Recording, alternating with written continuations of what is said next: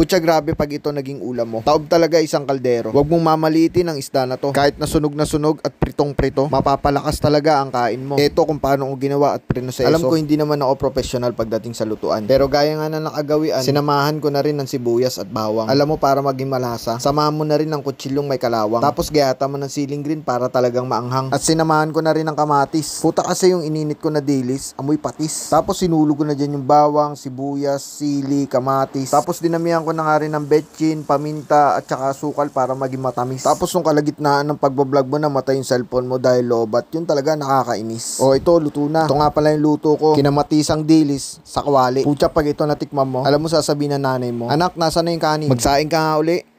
Putya grabe pag ito naging ulam mo. Taob talaga isang kaldero. Huwag mong mamaliitin ang isda na to. Kahit na sunog at pritong-prito, mapapalakas talaga ang kain mo. Ito kung paano ko ginawa at prinoseso. Alam ko hindi naman ako professional pagdating sa lutuan. Pero gaya nga na nakagawian, sinamahan ko na rin ng sibuyas at bawang. Alam mo, para maging malasa, samahan mo na rin ng kutsilyong may kalawang. Tapos gayata mo ng siling green para talagang maanghang. At sinamahan ko na rin ng kamatis. Puta kasi yung ininit ko na dilis, amoy patis. Tapos sinulog ko na dyan yung bawang, sibuyas, sili, kamatis. Tapos dinamihan ko na nga rin ng betchin, paminta at saka sukal para maging matamis. Tapos nung kalagitnaan ng pagbablog mo na matay yung cellphone mo dahil lobat, yun talaga nakakainis. O ito, luto na. Ito nga pala yung luto ko. Kinamatisang dilis sa kawali. Putya pag ito natikman mo, alam mo sasabihin ng nanay mo, anak, nasa na yung kanin? Magsaing ka nga uli.